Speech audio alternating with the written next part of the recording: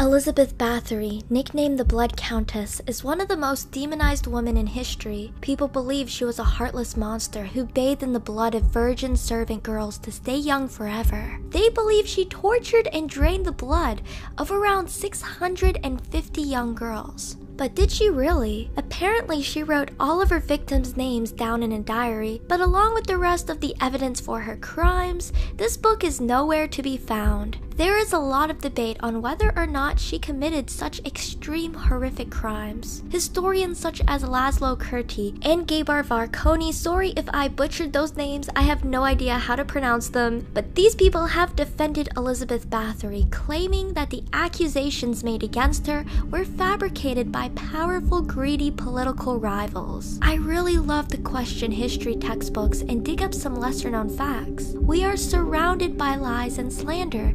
To find the truth, you have to dig deep and question things. Question everything. So, who was Elizabeth Bathory? By the time she was born, the Bathory family was very influential, holding the highest offices in Hungary and Transylvania for the most part of 3 centuries. She was the product of inbreeding between Baron George Bathory and Baroness Anna Bathory. Incest was not uncommon among the aristocracy of Europe at this time. The fact that they chose to keep it in the family instead of marrying in with the royal family caused the Bathory family to keep their wealth to themselves instead of sharing it with the royal family. However, this created tension between the royal family and the Bathorys. By the way, Elizabeth's uncle had also previously ruled Poland. Elizabeth was a beautiful Protestant countess, raised Calvinist in a Catholic kingdom. Religious tolerance and separation of church and state wasn't a thing back then in the 16th century. Catholics regarded Protestants as no better than devil worshippers for going against the papacy. Solely because of her religion, she had so many enemies. At this time in history, religious enemies were also political and personal enemies. Elizabeth was actually one of the most educated women in the 16th century. She learned how to read and write and also taught herself how to speak Greek and Latin. She may have had epilepsy since as a child she suffered from seizures,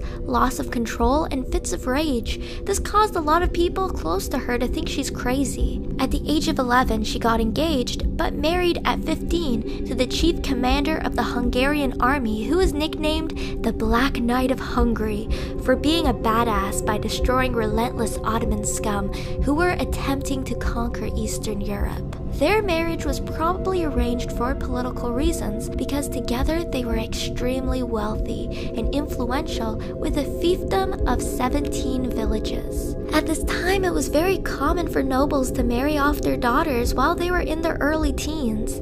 However, the poor married their daughters off when they were in their late teens. I hate how ephebophiles and pedophiles like to argue that everyone was marrying children in the past. No, they were not. That was just the nobility who were doing it because marriage was a big deal. It made their families richer and more powerful. Elizabeth's husband took her maiden name because Bathory was more honorable than his last name. Since her husband was off fighting the war most of the time, she was left to govern her kingdom all by herself. It's reported that she cheated on her husband when he was away. She was bisexual, having affairs with both men and women. After 10 years of marriage, she gave birth to 2 daughters and 1 son. All reports say she was a good caring mother. Elizabeth was a strict ruler. You can see this in a surviving letter to a squatter settling illegally in her land. She said to him, "Do not think I shall leave you to enjoy it. You shall find a man in me."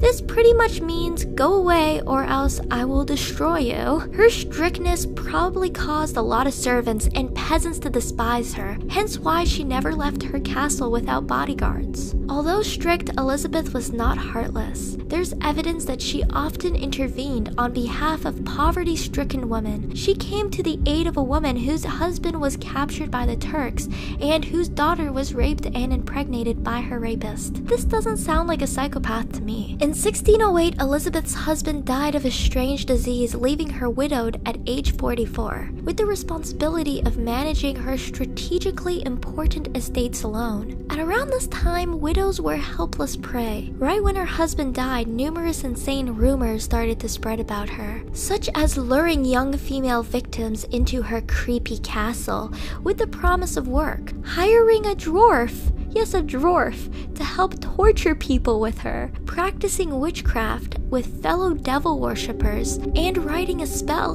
that would conjure up 99 cats to claw her enemies to death. I wish I can do that. One of the things I want to point out is the fact that Elizabeth Bathory loved makeup. Now, the makeup used in 16th century Europe was full of poisonous chemicals such as white lead and deadly nightshade. Due to ignorance of the toxicity of certain plants and the lack of testing and regulation, the makeup she was using every day for 30 plus years was so toxic. It definitely severely damaged her skin and brain, which caused neurological issues, which would cause her to behave very insanely. This, on top of the fact she had epilepsy, definitely caused her to act deranged at times. However, I doubt she was insanely violent enough to murder and torment hundreds of young women in the most gruesome ways, or else nearly every noblewoman and queen would have been crazy serial killers due to being exposed to the same chemicals. Elizabeth's husband trusted her cousin Thurzo, the Palatine of Hungary, to take care of his widowed wife and children. Unfortunately, he could not foresee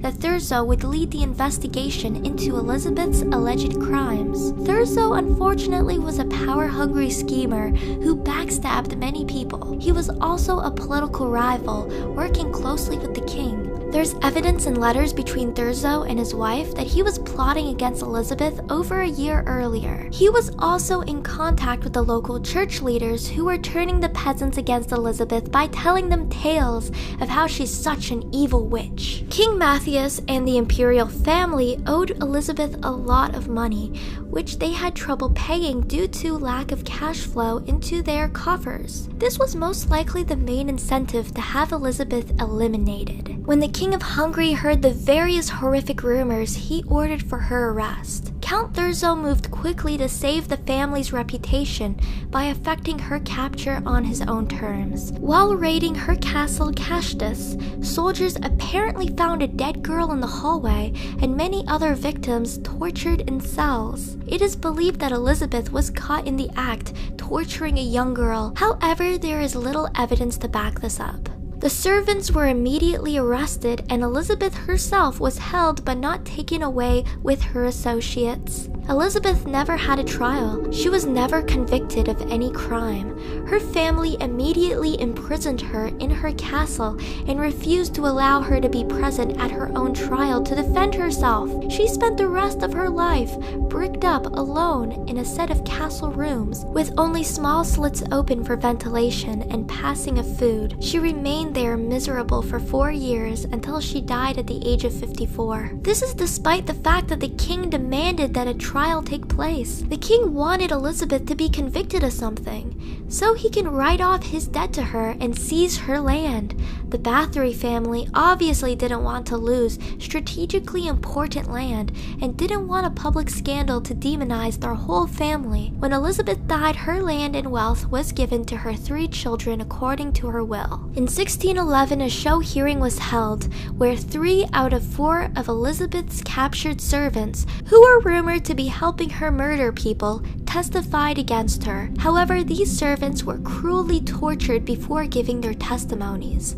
Back then, it was regarded as normal and proper to beat the truth out of people, literally. Their testimonies were confusingly contradictory. Despite suffering painful, horrific torture, one old servant woman refused to testify against Elizabeth. The one who refused had her eyes gouged out of her head and her breast removed before being burned at the stake. The others had their fingers torn off with iron thongs and their bodies thrown into a giant fire. The one male accomplice was decapitated before being thrown into the fire. Although Elizabeth's servants accused her of numerous gruesome sadistic acts, there was no mention of blood bathing. The story of Elizabeth Bathory bathing in blood of virgins for eternal youth originated from the publication by a Jesuit, which was published in 1729, way after Elizabeth's death. This story inspired the vampire Dracula stories later on. Elizabeth Bathory's story and the allegations made against her were popularized in the West in the 70s and 80s with the emergence of vampire movies and books and TV shows, and the growing fascination with serial killers thanks to criminal investigation shows and true crime books. One of the main things people today use as evidence for Elizabeth Bathory being the sadistic serial killer pop culture claims her to be is the weird tools found in her creepy castle that look like they could have been torture devices.